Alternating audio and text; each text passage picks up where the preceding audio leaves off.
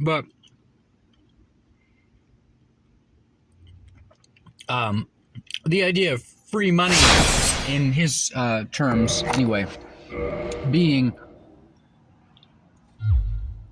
well, he tends to, or perhaps specifically refers to criticism or constructive criticism in this sense, saying, you know, if somebody criticizes you and it's helpful, then that's free money. Like, that's them genuinely helping you. They might do it in a mean way, and I would say, you know, the meanness might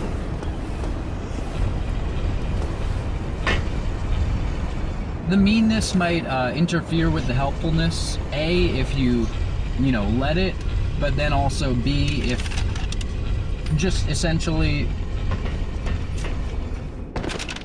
if someone discourages you, you know, you can go to episode 7 and see how I've dealt with some discouragement. If someone discourages you, also check out the post Cold Black Posey from Mattaphors.com, not Mattathoughts 2. If someone discourages you, then that can be very unhelpful. But if someone criticizes you and what they're saying is actually a valid criticism, then that's really helpful stuff. Like, I saw it the other day on a YouTube video. There was this guy, I don't know if I had ever not only seen a video of his, but I don't know if I had ever seen him appear in my results, but I think he was talking about video games, maybe it was something else. And I didn't even watch most of the video. I think I watched like less than a minute, maybe more, but the first comment on the video was someone saying something about like, oh, these sounds that you're using are kind of annoying. And then someone commented on that comment saying, you know, essentially like, I disagree, you do you, person who made this video. And I commented sort of saying like, you know, I don't have a strong feeling either way about the sounds necessarily, but mainly, I didn't say this, but mainly because I hadn't even watched most of that video, much less I think watched a lot of that guy's stuff. But nevertheless, my point was still valid. You know, I don't necessarily agree or disagree with the thing that the guy had said criticizing the creator's style, or what he had been doing in the videos that the person had been referring to or seemed to have watched, but more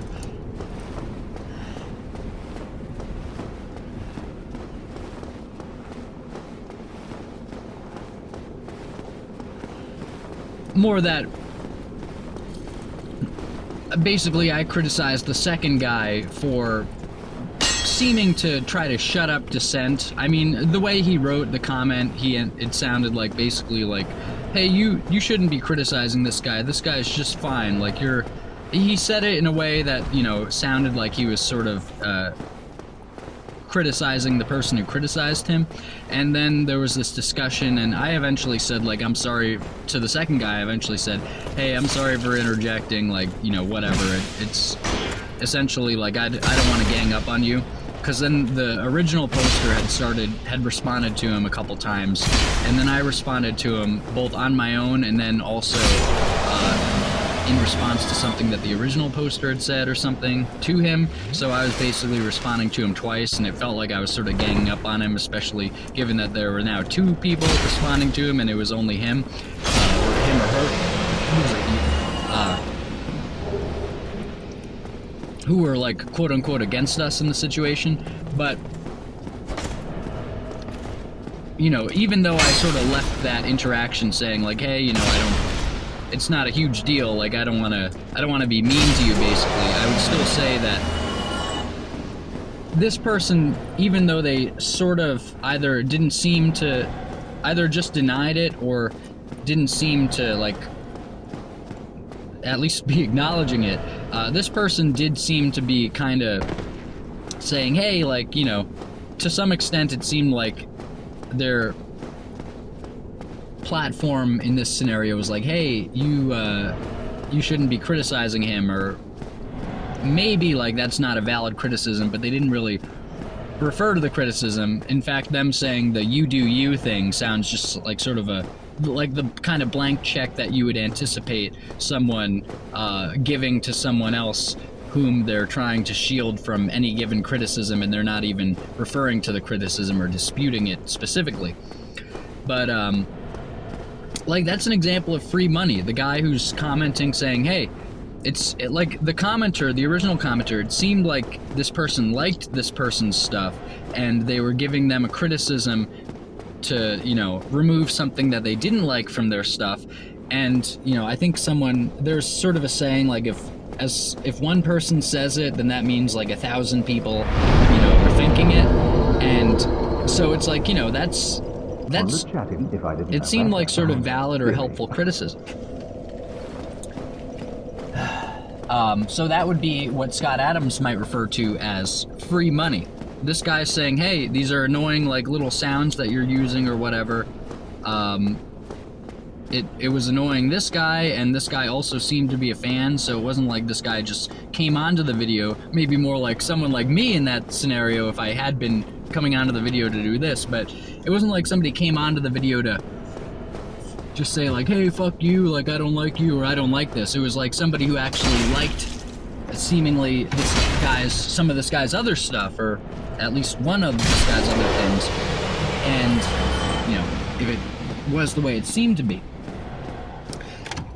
And so that person who actually seemed to like it was saying, essentially, like, hey, I like it, but I don't like this. And maybe, you know, if the person making the video had sort of factored that in, then this person would have, you know, continued to watch or even watched more. And then maybe, like, more people would have liked it, because that would have been like something that was annoying and wasn't working as well. And so, you know, free money, it's not just with criticism. Free money's all around.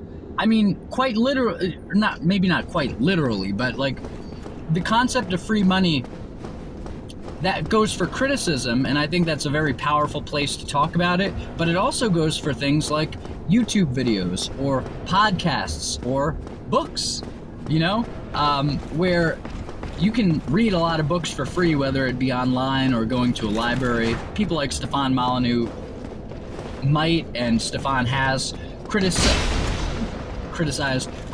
libraries for being kind of like, you know, essentially the welfare state of books. But, you know, nevertheless, if you have a library near you, you can go to a library and look at some books. Or you could even, I mean, I wouldn't recommend it. It's not super great because, you know, you might be harming the spine of the book. You're certainly touching the book a lot. But, you know, potentially you could even just go to a bookstore or any given store that has books and read some of or even all of a book without buying it. I imagine at some point they'd ask you to leave, but, you know, so I'm not recommending that, but I am saying that there are so many places where there is free money to be had, where you could read a great work of philosophy at a library, or you could read stuff online, or you could listen to Cutting Through the Matrix by Alan Watt, or you could listen to the abundance of work that Mark Passio has done with What on Earth is Happening. Or you could listen to Quantum of Conscience by Matt McKinley on YouTube. Or you could listen to the Gematria Effect News, whatever version of that YouTube channel that Zachary K. Hubbard is currently doing. Because apparently, like, even within the time period of my having watched him, apparently, like, I went back to him after a little while, and he's like, yep, I'm on a new Gematria Effect News channel because the other one got taken down. But, you know, you can learn about Gematria, you can learn about spirituality, you could watch some Eckhart Tolle videos. Eckhart Tolle, not only is there a shitload of his stuff on YouTube that's very helpful, like any one video could be life-changing, but, you know, for the right person, or even for people who have looked at that before, and then, you know, they watch the right video at the right time and it breaks through everything. You know, Gangaji, Eckhart Tolle, Adyashanti, Deepak Chopra, Panache Desai, Shunyamurti. There are so many spiritual teachers with a shitload of their content on YouTube, and a lot of them, it's just like sort of whole like talks or satsangs. That's a term for talks, spiritual talks, I suppose, and maybe specifically or primarily a non-dual sense or predominantly. But you can, some of these spiritual, there's a plenty of material that's uploaded by other people that seems to, in some cases, potentially be undesirable for the person, and certainly in cases where it's just whole audiobooks being uploaded not by the person or the company representing that audiobook, it seems to be downright like against the law what they're doing. Nevertheless, like people like Eckhart Tolle posts a shitload of free content. You could just go on Eckhart Tolle's YouTube channel and watch, like 7 of his videos in a row for free. I mean, with internet access and stuff and, the hardware to watch it.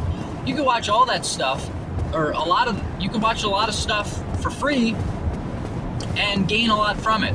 I think perhaps no time more than today has it been more free money floating around. I mean, maybe that's not the case, because maybe in a non-statist society, if there ever was, like a society that's not doesn't have some kind of divine right of kings thing going on in whatever mode it's going on, whether it be democracy or monarchy or whatever. Maybe in various societies it was free money just in general. Like you go up to a fruit tree and you grab a piece of fruit and you don't really have to do much, and there's no government pushing you around or trying to take stuff away from you. But today, I mean, information-wise, entertainment-wise, all sorts of things, art-wise, it's free money all over the place. Now, here's the thing, though. What do you do with it? So this is what I was thinking of doing as well, which is why not be good? So maybe this will be called free money and why not be good, or free money period space why not be good question mark. Why not be good? There are so many things that you could do each day to not be good. But what's the advantage of doing things not morally? What's the advantage of not being a good person? What's the advantage of taking advantage of people? What's the advantage of hurting people? What's the advantage of, making people feel bad? That's taking a lot of flack on the right-wing side of things. Facts don't care about your feelings. I think there was, whether or not Ben Shapiro is as much of a puppet as he seems to be, not only do I think that's a snappy thing to say, but I think there was a lot of utility culturally for that kind of statement, even if it's probably still just part of the same spectrum of deception and stuff. Facts don't care about your feelings. Oh, you say it's my lived experience that says this. Well, what about the actual truth of the matter? Something may have happened to you that may not represent all of society or something.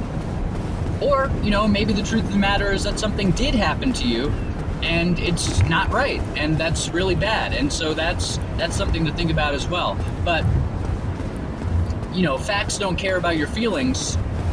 There was a while where, I really liked that phrase. Nowadays, it's like, I think the right wing and the left wing, I mean, the left wing, they're not for truth or feelings, I would say, but, it seems like the paradigm now is like anybody who shows, that they're feeling any way about anything is subject to and likely to hear some kind of criticism, whether it's them being enthusiastic about something or them complaining about something or bringing something up that's not been great or that they don't feel great about, greatly. I would say that it is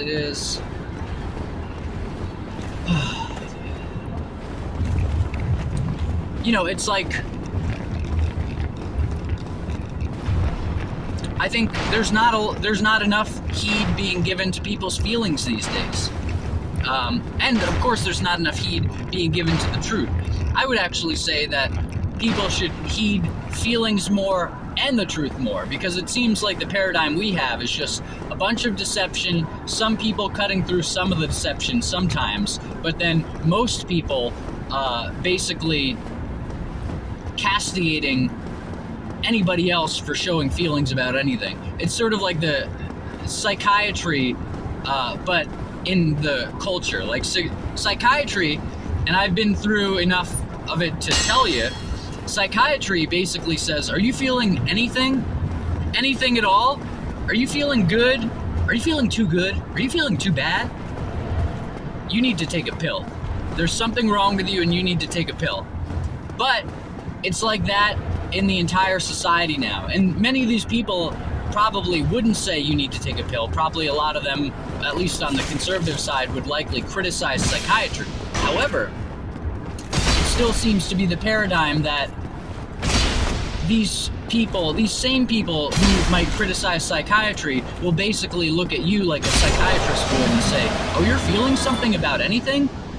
That's a flaw, man. You're fucked. You're fucked in the head. You're feeling something? I'm gonna make fun of you. See, the thing is, a psychiatrist won't make fun of you. A psychiatrist will apply a label to you that has the potential to wreck your life with pharmaceutical interventions, and just generally, if you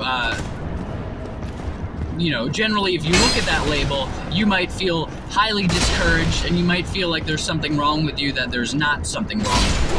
You know, like, you might, basically, I think psychiatry is more harmful, but with the general culture, it's like psychiatry minus the pharmaceuticals. It's like, oh, you're feeling anything about anything? Oh, you're feeling enthusiastic about something and you want to talk about it? Cool story, bro. Oh, you're feeling like antagonized by something or someone, you want to talk about it? Oh, why? Just let it slide off your back. Why are you feeling any way about it? Oh, you feel like something is offensive about what someone just said, and you felt kind of like you felt kind of bad about it. Well, you're just a pussy, man. You're just fuck you. Like, you're oh, let's all make fun of this guy. He feels bad about something. It's like, we have such an evil culture these days, and it seems like truth and love, because I think probably the feeling side is more related to like the love thing. Although I'd say love could also be related to like having firm standards for truth and ethics and stuff. So you could have a grim-faced love, I would say, like basically like a love for the truth. You're maybe not going to be going around being all touchy-feely. You might be going around saying, no, you identify as being sexually attracted to a certain something. That's an aberration. That's psychological, that's psychological conditioning, that's emotional conditioning. I care enough about the truth, and I have enough love for the truth, and care is, as they said in 1 Corinthians, I think it was. Yeah, I think it was 1 Corinthians.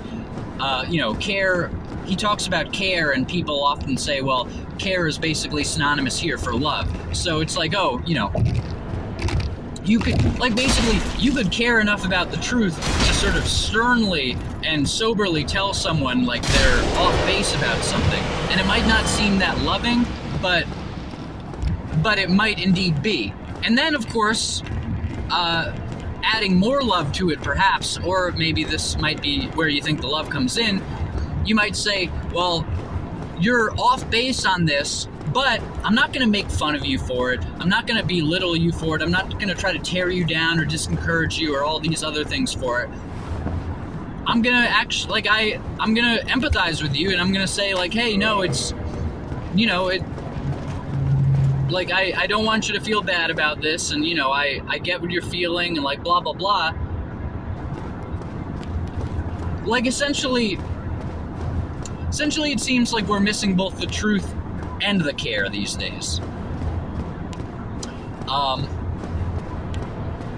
But my question is, why not be good? So, and that's a real question. Like, it's an actual question. Why not be good?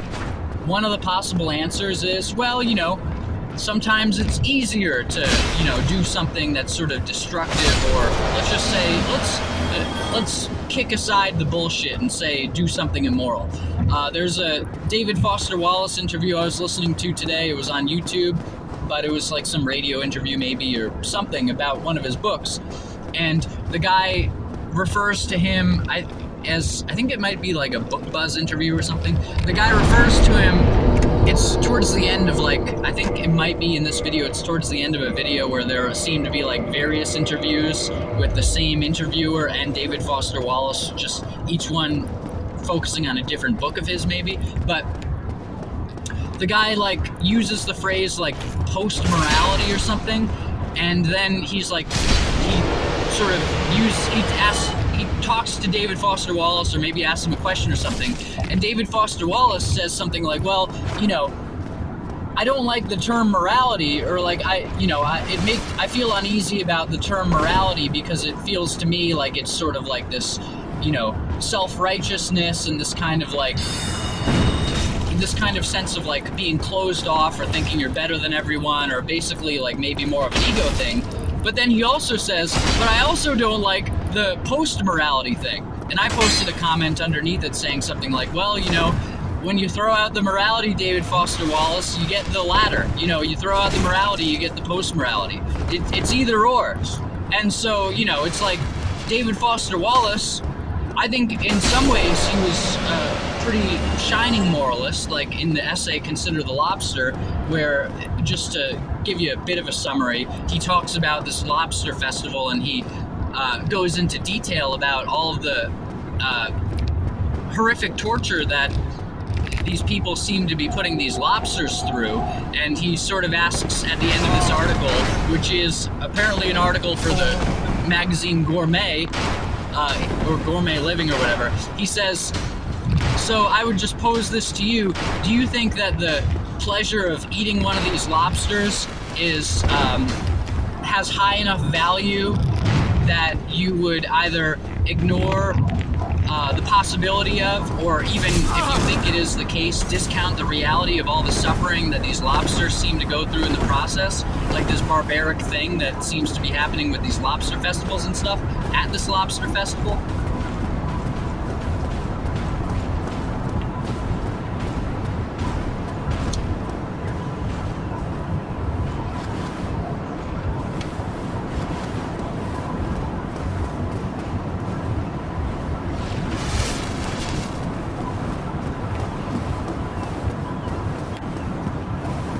And of course, the funny thing is, that essay, David Foster Wallace could have been so easily, like, he could have traded in babies that haven't yet been born being brutally murdered by so-called abortion doctors. He could have traded that in for the lobsters, and it would have been basically the same essay, except I guess it would have been like at some kind of like pro-choice rally, or some kind of like Planned Parenthood event or something, like, instead of like a lobster festival. It's like, well, think about all the possible torture that these babies go through as their little limbs are being ripped off by the so-called abortion doctors. The doctor part of that being the most so-called part of it, but the abortion itself also, that term being a euphemism, as I heard Ben Shapiro say once, and it's true, abortion is a euphemism. It's a euphemism for murdering little babies in the womb, and crushing their skulls, and so the brain matter like spills out, and then packing all these little dead baby bodies into some kind of like yellow canister that they put outside the building of whatever facility this is, whatever human slaughterhouse.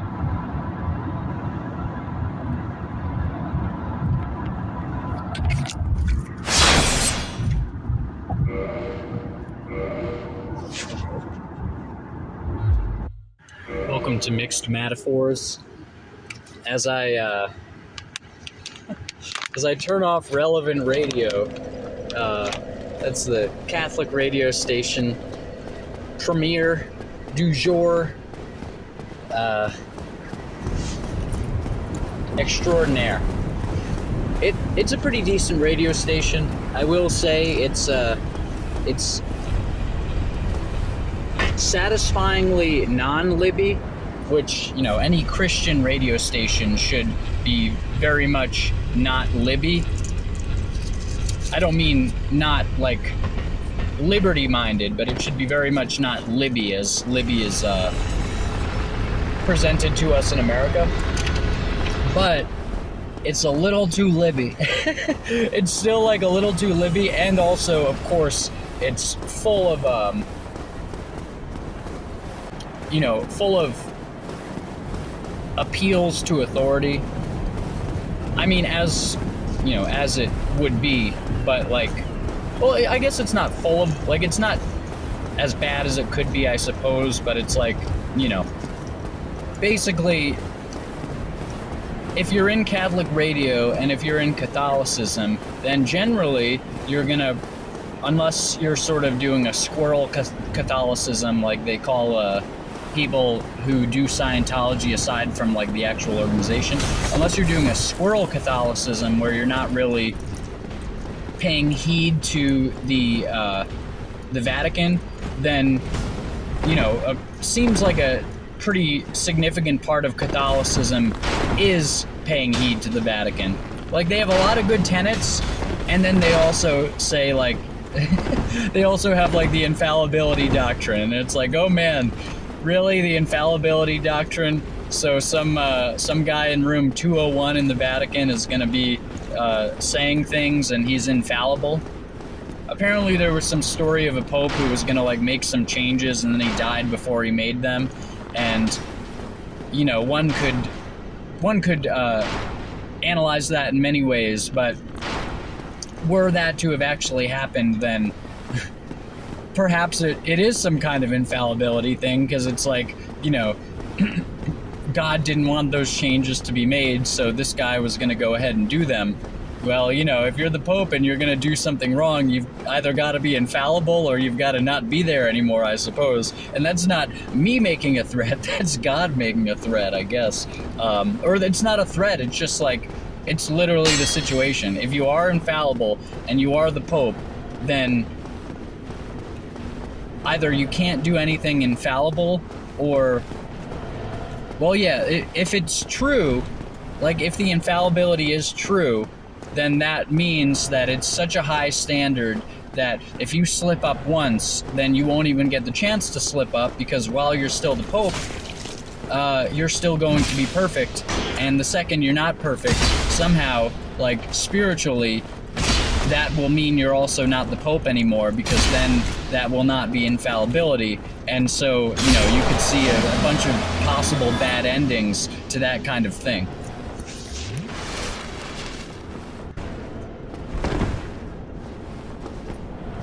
Okay, if this fucking thing, you can record for more than 47 hours, it says. If this fucking application doesn't save this recording, because I made one after the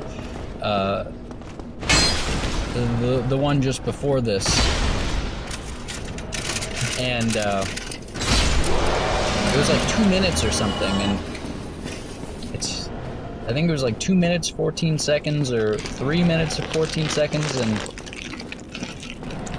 anyway, if this one doesn't save properly, that's the last time I try this application. Although in that case, I'm really making this announcement to myself and to the world, or, well, to the universe.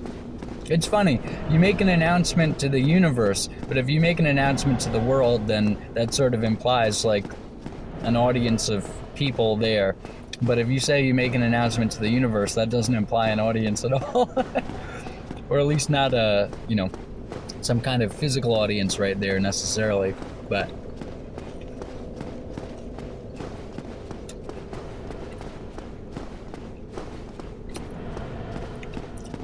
I think I thought of a good way to organize one's life, or, you know, one's schedule or whatever.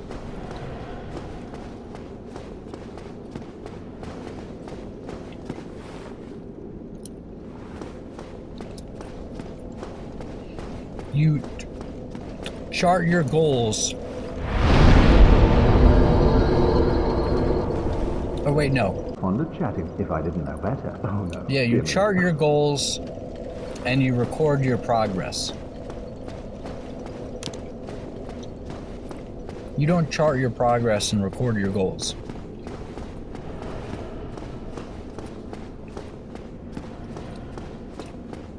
Or something like that. Basically, the idea being, you don't say, I shall read 30 pages today.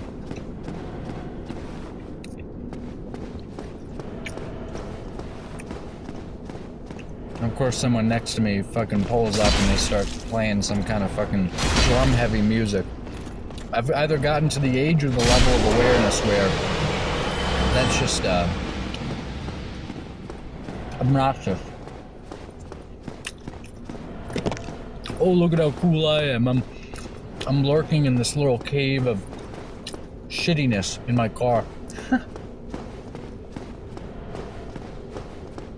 Anyway, you don't say like I'm gonna read 30 pages today.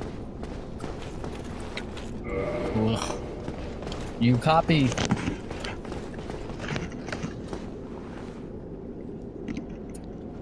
You set up a little space in your calendar to record how many pages you did read. And then, with that having been recorded, you know, maybe you see how you feel about it, whatever, but I think recording how many pages you did read rather than putting a checkbox next to read a certain amount of pages will be more likely to actually encourage you to read more, and it'll feel less like you're failing if you don't read that many pages. You might say, well, Matt, you should feel like you're failing. It's like, well, I get it, but I think the idea of just like setting these sort of, it's sort of turning the system into a goal. The idea of setting these sort of like goals of like these incrementalism goals, or like even these sort of skills goals where I'm gonna read 30 pages a day. It's like, okay, well, you know, it'll probably do you well to read 30 pages a day or more, but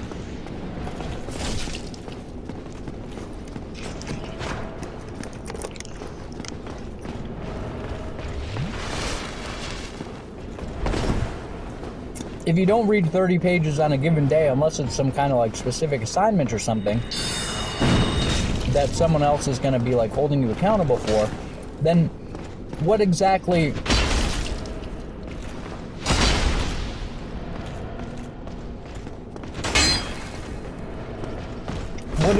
did you lose by not reading 30 pages except some ethereal progress? But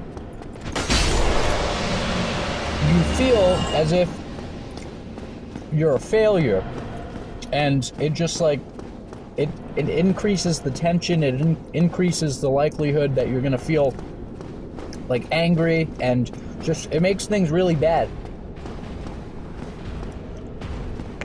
But if you copy down how many pages you read at the end of the day, it's like, all right, looking at that, maybe you'll say, that felt good, or maybe you'll say, oh, I'd like to read more pages tomorrow, and instead of planning to read more pages tomorrow, you might be a little more likely to actually just go ahead and do it.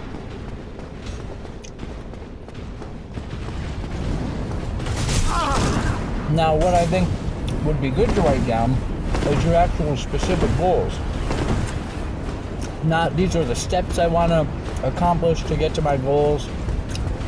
Not, these are the things I'd like to do to become a better person. What are your specific goals?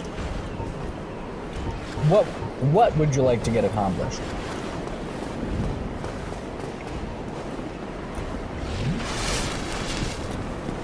Would you like to write a book? What specific book? Be specific about your goals. And about the less specific elements of it, it should be more a case of seeing how much you did. But with the goals, you should present them as goals. As the goals thing.